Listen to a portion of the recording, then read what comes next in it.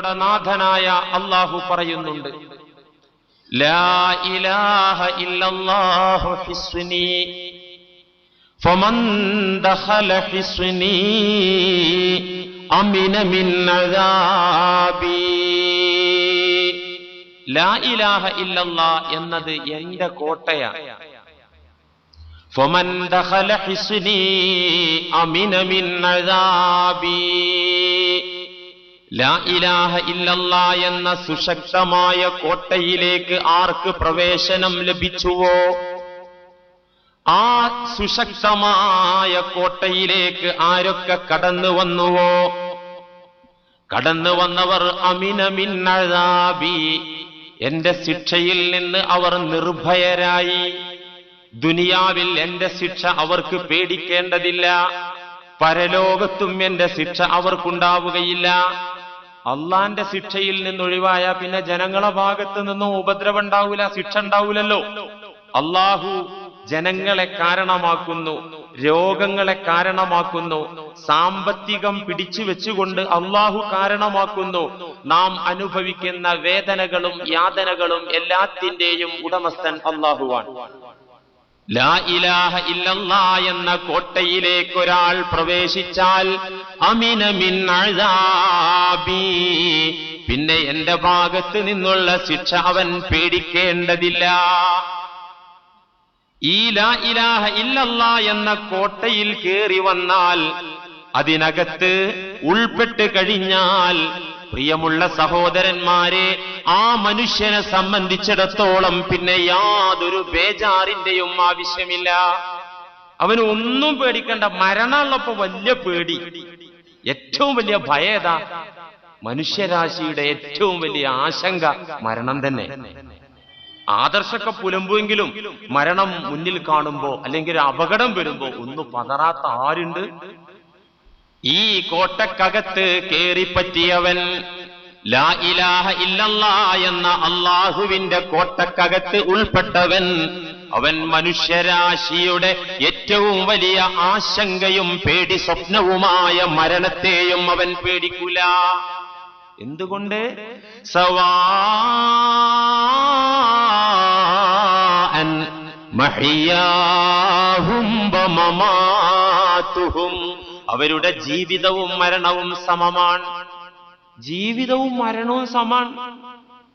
ഈ ജീവിതത്തിൽ നിന്നൊരു മാറിത്താമസം, ഒരു വീട്ടിൽ നിന്നൊരു പുത്തൻ വീട്ടിലേക്കുള്ള കൂടുമാറ്റം, ഒരവസ്ഥയിൽ നിന്ന് വേറെ ഒരു അവസ്ഥയിലേക്കുള്ള മാറിത്താമസിക്കൽ. കൊടും ശൈത്യമുള്ളിടത്തേക്ക് മാറിത്താമസിക്കുമ്പോ അവിടത്തേക്ക് വേണ്ട മുന്നൊരുക്കങ്ങൾ വേണമല്ലോ. തണുപ്പ് കൂടുതലുള്ളിടത്ത് അവിടെ അങ്ങനൊരു ജീവിതം. ഇതുപോലെ മരണം ഈ കോട്ടക്കകത്തുള്ള മുഅ്മിനിനെ സംബന്ധിച്ചിടത്തോളം വെറും ഒരു കൂടുമാറ്റം, വീടുമാറ്റം മാത്രമാണ്. അല്ലാഹ് പറഞ്ഞു, ഖുർആൻ പഠിപ്പിച്ചു, സവാഅൻ മഹിയാഹും വമമാതുഹും, അവർ മരിക്കുമെങ്കിലും അവരെ ജീവിതവും മരണവും ഒക്കെ സമാണ്. തീരുന്നില്ല, അനുഭവങ്ങൾ തീരുന്നില്ല, ആസ്വാദനങ്ങൾ തീരുന്നില്ല. അതുകൊണ്ട് എനിക്കും നിങ്ങൾക്കും ഈ കോട്ടക്കകത്ത് കേറണം. കേറാനുള്ള സമയാണിത്. കഴിഞ്ഞയാഴ്ച പറഞ്ഞല്ലോ, ലാ ഇലാഹ ഇല്ലല്ലാഹ് എന്ന കോട്ടയിൽ കയറി വരാൻ, ആ പരമയാഥാർത്ഥ്യത്തിന് സാക്ഷിയാകാൻ, അള്ളാഹുവിന്റെ വഹദാനിയത്ത് ഒരു മുസൽമാന്റെ നെഞ്ചകത്ത് ഉറച്ചു കിട്ടാൻ എന്താണ് മാർഗം? ഗ്രന്ഥപാരായണം കൊണ്ടാവൂല എന്ന് പറഞ്ഞല്ലോ, കിതാബ് വായന കൊണ്ട്. വാദപ്രതിവാദ മജ്ലിസുകളിൽ പങ്കെടുത്താൽ ഇത് ഉൾക്കൊള്ളാനാവില്ല എന്ന് പറഞ്ഞല്ലോ. പ്രഭാഷണങ്ങൾ എമ്പാടും കേട്ടതുകൊണ്ടും ഈ കോട്ടക്കകത്ത് ഒരു മനുഷ്യന് കയറി വരാൻ പറ്റൂല. പിന്നെന്താ മാർഗം? കഴിഞ്ഞ ആഴ്ച പറഞ്ഞു, അത് മറക്കാൻ പറ്റൂല. ഞാൻ ഒന്നുകൂടെ ആവർത്തിച്ച് പറഞ്ഞുതരാ. ബൽ യസ്തഗില ബിതിലാവത്തിൽ ഖുർആനി വതഫ്സീരിഹി വഖിറാഅത്തിൽ ഹദീസി വമആനീഹി വയസ്തഗില ബിവളായിഫിൽ ഇബാദാത്ത്.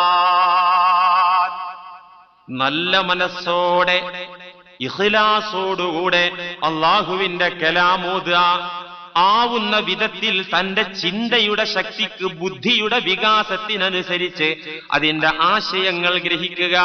ഖുർആൻ വ്യാഖ്യാതാക്കളുടെ വ്യാഖ്യാനങ്ങളൊക്കെ വായിച്ചു നോക്കുക. അള്ളാന്റെ റസൂലിന്റെ സുന്നത്ത് ഹദീസുകൾ ആവുന്നത്ര കേട്ടു പഠിക്കുക, വായിച്ചു പഠിക്കുക, അതിന്റെ അർത്ഥതലങ്ങൾ പഠിക്കുക. അത് മാത്രം പോരാ, വയസ്തഗില ബിഫളായിലിൽ ഇബാദാത്ത്, ആവുന്നത്ര നന്മകൾ ചെയ്യുക, അമലുകളുമായി ബന്ധപ്പെടുക, പരമാവധി റബ്ബിന് പൊരുത്തമുള്ള കാര്യങ്ങൾ ചെയ്ത് വർദ്ധിപ്പിക്കുക. എന്നിട്ടോ സ്വന്തം മൃഗീയ ഗുണങ്ങളെ കടിഞ്ഞാണിട്ട് പിടിച്ചു നിൽക്കുക. ദുഷിച്ച വിചാര വികാരങ്ങളെയെല്ലാം മനസ്സിൽ നിന്ന് രോധിക്കുക. വൽ ഇഖ്ബാലു ബിൽ കുല്ലിയത്തി അലല്ലാഹ്, എപ്പോഴും മനസ്സിന്റെ നോട്ടം അല്ലാഹുവിലേക്കാക്കുക.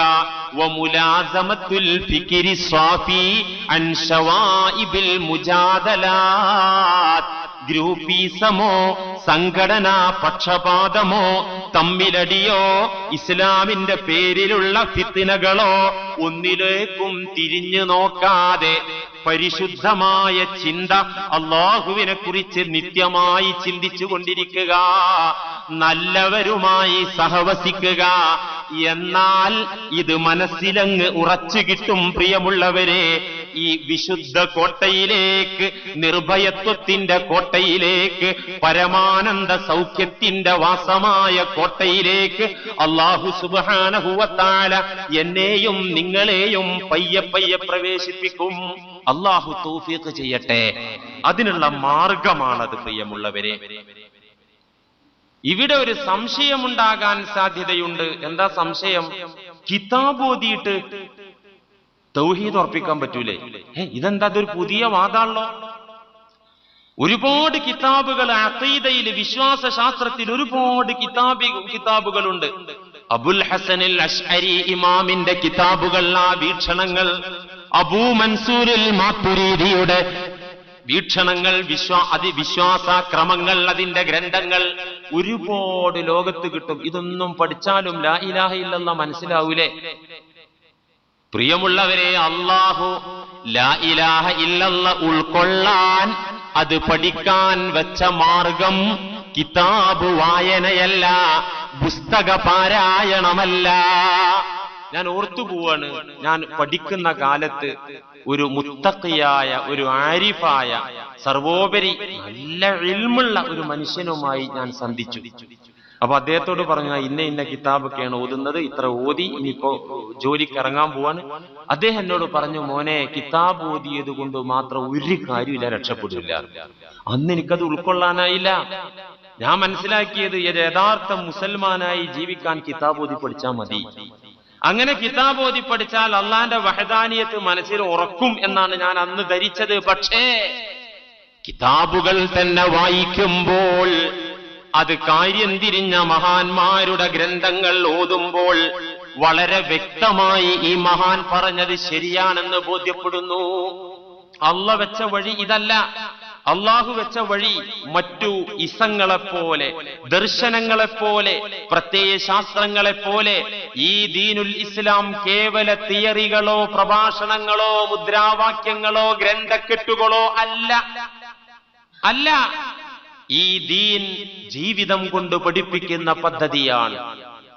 ജീവിതം കൊണ്ട് പഠിപ്പിക്കുന്ന പദ്ധതിയാണ്. പ്രിയമുള്ളവരെ, അല്ലാഹു സുബ്ഹാനഹു വ തആല അവന്റെ വഹദാനിയത്ത് ലോകത്ത് പ്രചരിപ്പിച്ചതും നിലനിർത്തിയതും അവന്റെ അമ്പിയാക്കളിലൂടെയാണ്, നബിമാരിലൂടെയാണ്. നബിമാരുടെ കാലശേഷം പിന്നെ അള്ളാഹുവിന്റെ ഔലിയാക്കളിലൂടെയാണ് ഈ വിശുദ്ധ ദീനിനെ അള്ളാഹു ഇവിടെ നിലനിർത്തിയത്.